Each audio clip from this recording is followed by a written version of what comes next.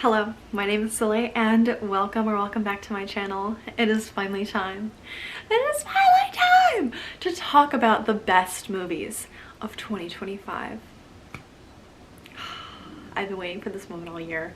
There have been so many amazing movies this year, both ones that are new 2025 releases as well as some older films that I've been watching. So let's chat. As always, we are going through these in the order of which I watched them.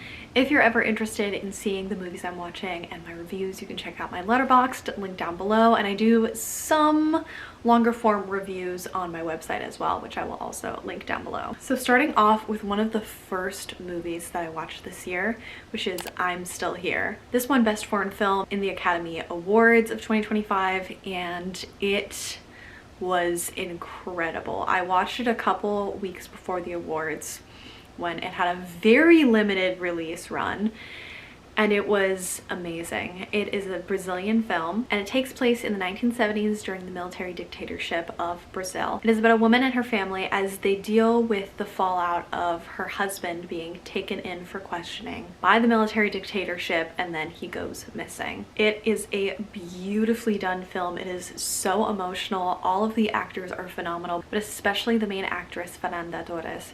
She is amazing. I love her. Her performance is outstanding. Throughout the film, it really establishes relationships between you, the viewer, and each of the individual characters. You get a glimpse of their lovely, imperfect, messy lives before it all gets turned on its head by this military dictatorship. This is all based off of true events and real stories of families that have gone through this, and it is told so brilliantly. Loved this. This was 5 stars. Next, I watched Honora, which is about a young sex worker who works in Brooklyn and gets her own chance at a Cinderella story when she starts dating one of her clients who is just disgustingly rich. They impulsively get married, and things start to unravel when his family back in Russia find out about the marriage and try to get it annulled. This film does an amazing job of portraying sex workers. The main character, Honora, is such a fascinating person. I think this movie surpassed Wolf of Wall Street with amount of swear words, which is so fun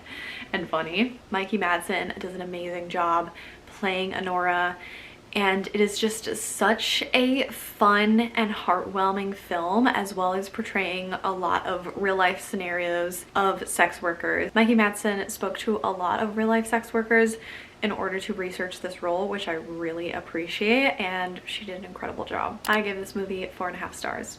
Then we have Mickey 17, which is a Bong Joon-ho film, and I embarrassingly still need to watch a lot of Bong Joon-ho's filmography. So this was a great first step in that, and I think I might challenge myself to a monthly director next year, which is something someone in my film community has been doing this past year, and I think would be really fun. So Mickey 17 is an adaptation from the book Mickey 17, and it takes place in a sci-fi world where basically they can reprint someone's DNA and someone's consciousness if they died. In order for this to happen, our main character Mickey signs up to leave Earth and be part of a space mission, but the only skill set he can bring to the table is to be one of these people that they can perform tests on, and then he continuously gets reprinted and comes back to life with those memories in a way. So we get a fun little snapshot of all of the different ways that they have tested different diseases on him.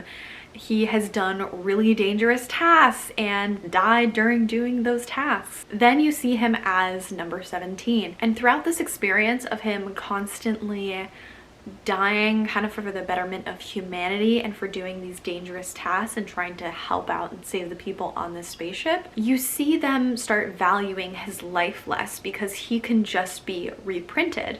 So what is the real danger in him dying? And even though he feels all of that pain and each iteration of him differs from his original self in different ways, they start treating him like less than a human. So this movie explores that, as well as explores this new human civilization as they find a habitable planet. It has really interesting political dynamics, that definitely mimic some of the United States political dynamics today. There's different alien creatures we get to meet, and it is just overall such a fascinating, well done and interesting film. I gave Mickey 17 5 stars. Next we have Juror number 2, which is one of my favorite movies that I watched this year. It came out, I think, the previous year in 2024. I saw a bunch of reviews about it, about how it was really interesting, and it looked interesting and I was interested in watching it, but it exceeded those expectations in such a big way. And what really cemented my decision to watch this film is one of my friends, Tasia, logged it on her letterbox and had a rave review about it. So I was like, okay, I'm interested, let me watch this. I sat down, I did not move for like the full 2 hours that this film was. I was so deeply drawn into this story. And it's about someone who gets called into jury duty. And I won't give a lot away because it is such a fascinating plot as you slowly learn what it's even about and what's going on. But a young man played by Nicholas Hoult is brought on to a jury, and he starts to deal with a serious moral dilemma as more and more facts about this case start coming out. And you learn more about why he has this moral dilemma, his thoughts about it as the case goes on, and you learn more about him as a person. It is fascinating. It is so well done. It is a mind bender, and oh my god, I was sitting on my couch gasping. And the ending is just done so well. I loved how they ended it. It really encapsulated the entire film for me. I give that 5 stars. And now we have our first romantic comedy, and that is A Nice Indian Boy. I was so excited to watch this movie, and then it was a limited release because most of the best films are being given limited releases and limited run times, and it is so upsetting to me. And so I had to venture to one of the movie theaters that is furthest away from me but is still kind of accessible in my region to watch this film, and I'm so glad that I did. I had an amazing time. It was funny, it was romantic, it was sincere, and just a really good time. It is about Naveen, who is Indian, bringing his new white boyfriend to meet his Indian parents, and his boyfriend might know a lot more about Indian culture than it would initially lead on. It's really heartwarming. I love the family dynamics. It's so, I can't even, let's just say sincere and heartwarming, because it really just is that. It has so many amazing actors, like Zarna Garg, who's a fantastic comedian. She plays the mom, and I loved her in this. I need to see her in more movies very soon. Jonathan Groff is the boyfriend, and he plays it very well. Also, Sunita Mani is, I think, the sister? Yes, she plays the sister. I love her in everything I've seen her in, and it's just, I love this movie. If you want a fun, cozy rom-com, this is definitely it. And I gave it 5 stars. A surprising first-time watch, which is one of the older movies on this list, was Indiana Jones and the Last Crusade, which, let me just say, I now own on VHS. I saw this, look at this box set I have. Isn't this incredible? Oh, I'm so excited to watch it soon. And yes, I do have a VHS player. And no, you don't have to worry about it. Everything's fine.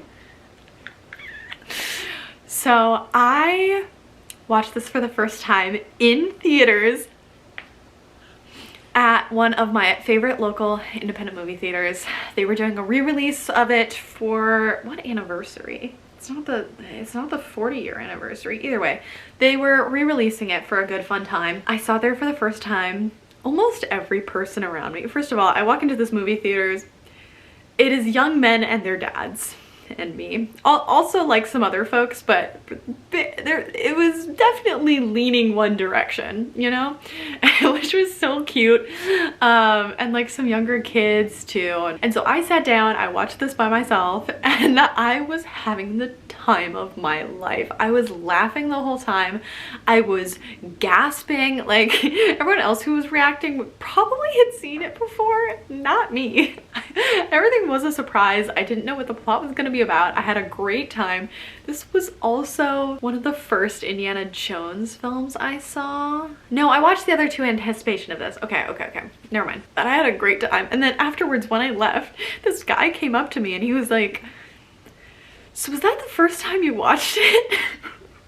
I was like, "Yeah." And he's like, "It seemed like you were having a really good time." And I was like, "Oh God." It's like, "Thank you." I was. He's like, "Nice." He walked away. I was like, "Oh no." Either way, this movie is about Indiana Jones and his dad going off on a little adventure, and there's hijinks. It's funny. It was just done so well. It is the best Indiana Jones film. I will die on that hill. And it is such a good time. Also, they bring in a lot of interesting tidbits about Indy and his childhood and where he got the name Indiana Jones. All of these little things that really add so much more depth to the character in the series. Oh, I love it. It's so good. Then I watched the Formula One movie, F1. If you don't know, I'm a huge Formula One fan. I watch it every weekend that it's happening. And this movie meant a lot to me. I've been following its news ever since it was announced. I have been patiently waiting, and I scored tickets to the early advanced release in IMAX. Not to brag, but to brag. It was incredible. I had such a fun time. When I went into this movie theater, everyone was wearing their Formula One team merch, and it was so fun, and you just really got the atmosphere that everyone who was there was a fan, which is very much the case because the people that got advanced tickets were ones who were in like the Formula One app, like me. Then you could access the early tickets for the Monday, I think, of that week that it was coming out.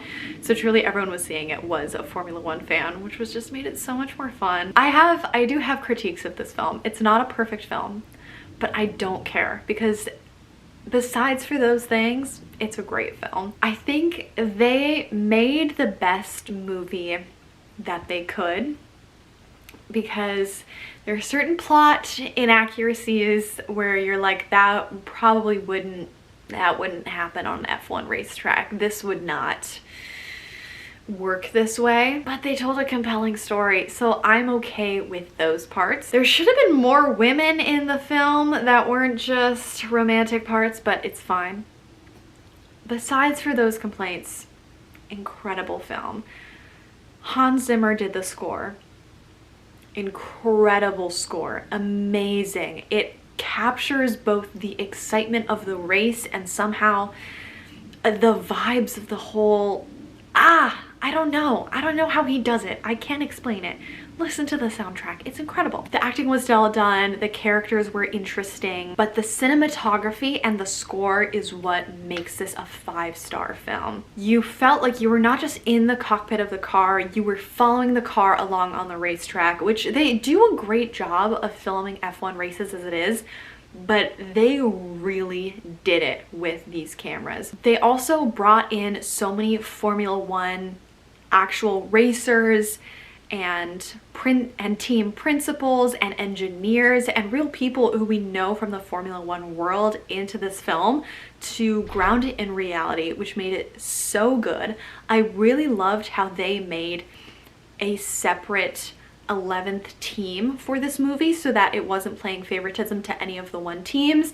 They were their own entity, but then they still showed off the rest of the teams. Don't mind my door. They still showed off the rest of the teams in the film. They had so many fun inside jokes for people who watch Formula One, with these little cameos of team principals popping up. And all of the racing was done so well and accurately because most of the actual racing scenes happened during Formula One races, as well as the podiums. They were filmed during actual Formula One races in the previous year.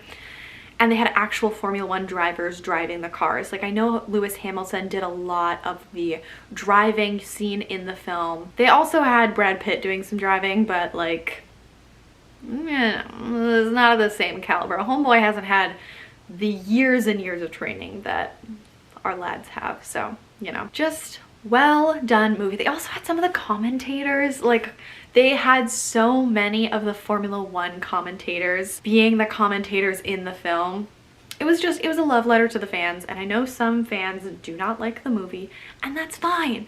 Again, there are valid criticisms of this film, and I don't care because it was so cool. It had so many little aspects too that you would just pick up.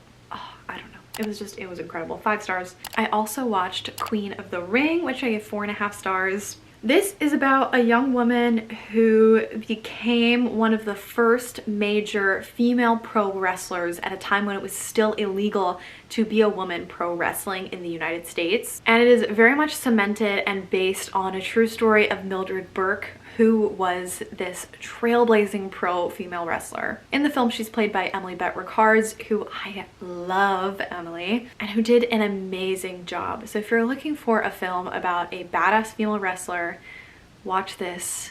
Don't watch whatever the trash is that Christy is. This film was so well done, so interesting. You learn so much about her and her life and her struggles, and how she elevated women's wrestling for so many other women, especially women of color during that time. Beautifully done film. Another older movie that I watched was Roman Holiday from 1953, starring Audrey Hepburn. This is a black and white film, and it is romantic and fun and zany.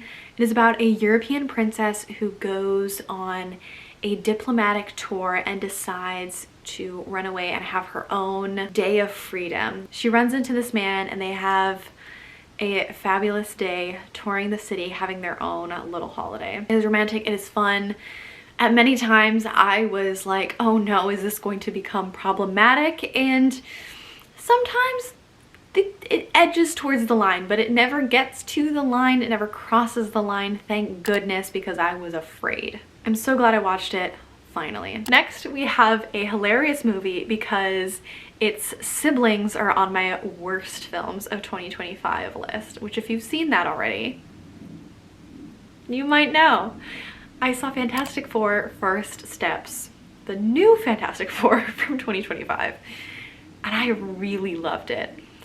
Maybe I really loved it also in comparison to its predecessors, which I hated, which I rewatched all 3 of them in anticipation of this movie because I wanted to have a realistic bar, and boy did I. This one though, it did it all right, which is hard to say these days for a Marvel film, especially a Disney film that have gone through many issues recently. This film had an identity, it had personality and depth to each of its characters. It had excellent acting, it had an interesting plot, it had stakes, and it was separate, momentarily separate from the Marvel Cinematic Universe. They're now entering the Marvel Cinematic Universe. It already was a part of it, but you know, you didn't have to watch 7 other movies in order to see Fantastic Four, which is what makes it beautiful.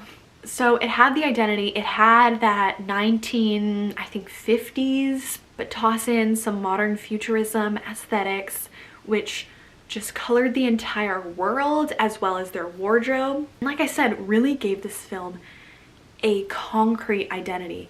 Each of the main characters was such a vivid character with their own wants and dreams, desires, issues, and things that they were struggling with. And I also really appreciated that we did not see the inception point of their powers, which would have been interesting, which would have possibly still been good.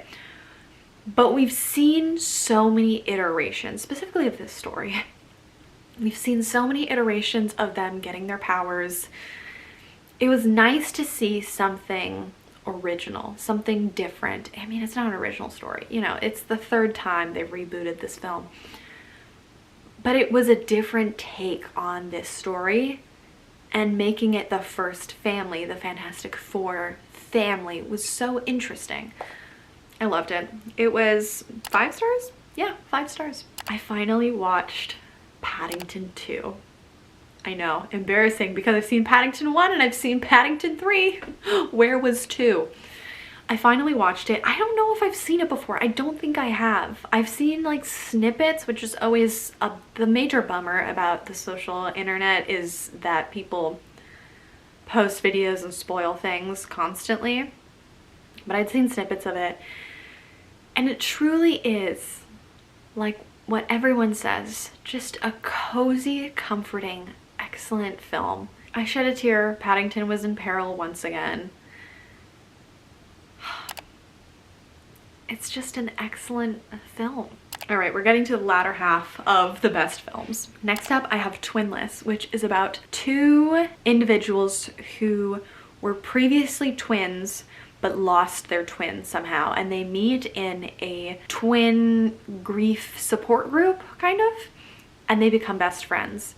They specifically bond over the fact that they had someone who they could constantly share all of life's mundane activities with. They would, you know, go grocery shopping and do all these other things with their twin, but now that they don't have them, they really miss that piece of themselves, and they connect through that and become best friends. So it's about their story. I'll also say that there is a lot of mentions of The Sims. Both of them are big fans of The Sims, and that's really fun. It's a lovely film.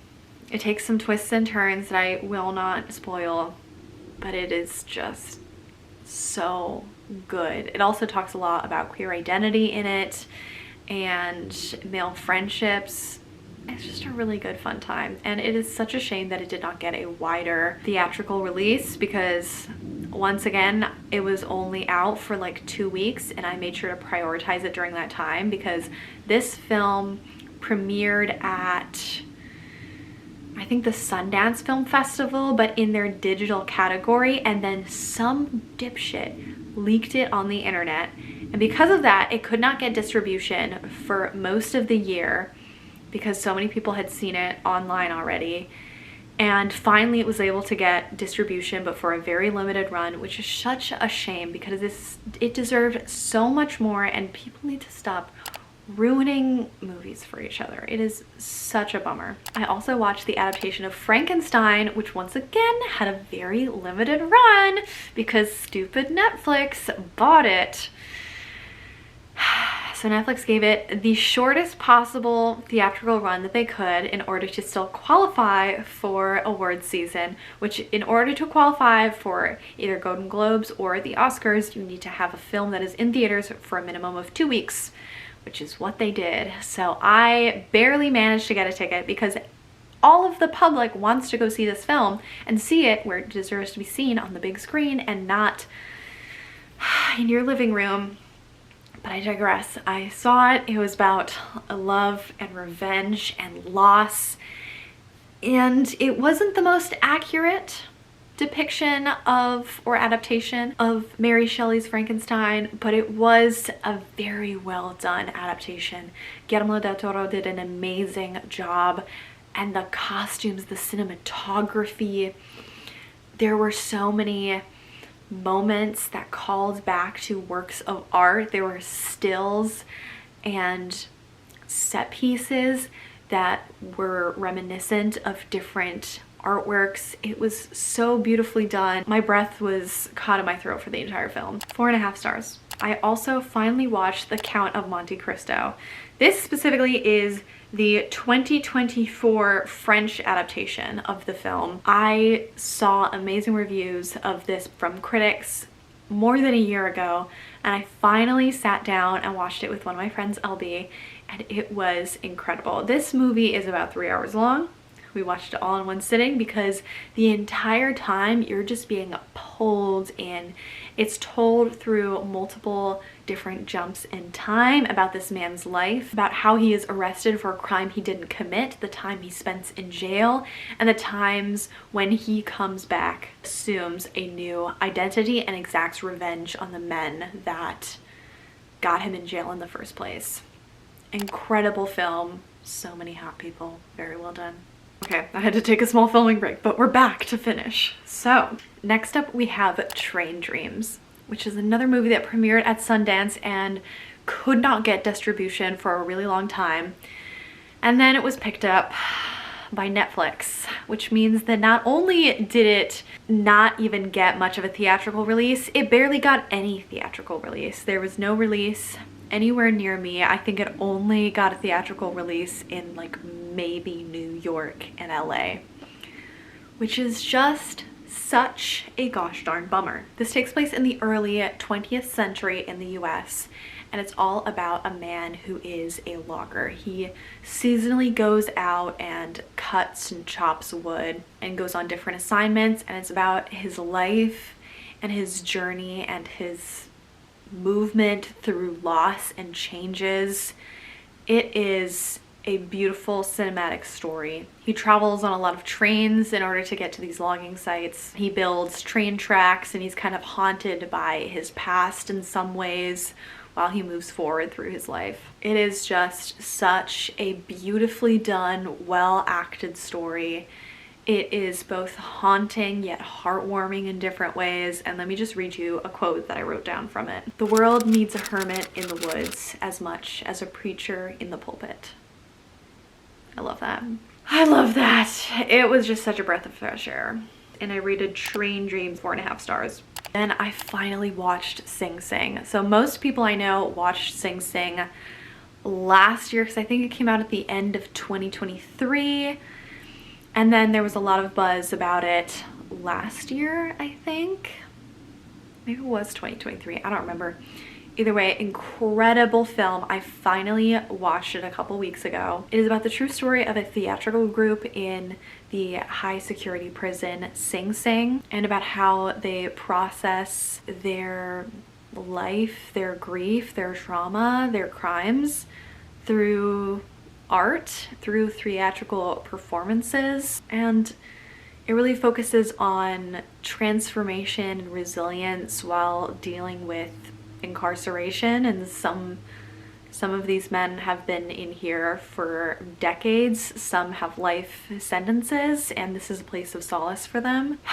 It is such a beautifully told story. Coleman Domingo plays the main character, and a lot of the actors are actually ones who are from the real life experience that this movie covers. So it's just such a beautiful film. Oh, and this one I rated 4.5 stars. Next I saw Wake Up Dead Man. Another crime on Netflix's roster. I swear to God. At least Wake Up Dead Man has now been in theaters for I think 3 weeks and might be getting a 4th, while it's also simultaneously being released online. But at least a lot of people are seeing it in theaters, which is a small nugget of hope that we have. I saw it, I loved it. I think this film is right up next to the first movie for me. It didn't have as much of a surprising murder mystery as the first one did, as twisty as the second. I did not enjoy the second one, but it had so much more of an interesting, intimate premise, and it dealt with so many interesting conversations about women and their femininity in religious spaces. And it was also just so funny. It was exactly my kind of humor. I was laughing throughout all of it. It was such an interesting premise for this film to tackle. It was also very culturally relevant. It's just a really good time. So 4.5 stars. Oh, and also they really expanded on Benoit Blanc's character. In previous movies he was just kind of a conduit for the mystery to unfold, and this one we learn a lot more about him, and that made it so much more interesting.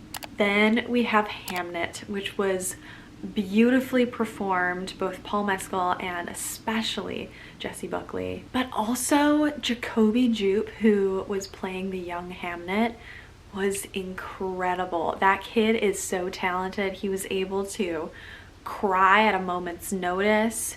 He portrayed so much breadth of emotion on his face. It was incredible. I loved how Chloe Zhao shot the whole film. There was a lot of space in all of the scenes. You could really see and feel in nature. Sometimes the camera was stagnant while the characters just moved through the scene. Sometimes the camera moved with the characters. It was just a very well done film. I have not read the book yet, so I can't speak on if it was a good book adaptation, but a beautifully done film. Oh, and just the scenes towards the end that take place in a theater took my breath away, and I definitely cried. So I rated this one 5 stars. Now the last film we have to discuss is Sentimental Value. This is a Norwegian film, and it features Renate Reinsve and Stellan Skarsgård, Inga Itzbadottir Lileas, and Elle Fanning. It was beautifully done. Renate did an amazing job. Oh my gosh, it was so emotionally resonant, and I had no idea what the film was about going into it. I had just heard great critical reviews of it, and once again, it had a very limited theatrical window, so I had to make sure to see it. It's about 2 sisters and their estranged father. Their father has been a film director for all of their lives, and he hasn't been very present in their lives. It's about the 2 sisters and their relationship, but then also the father taking on this new creative project, which he specifically wrote for one of the sisters.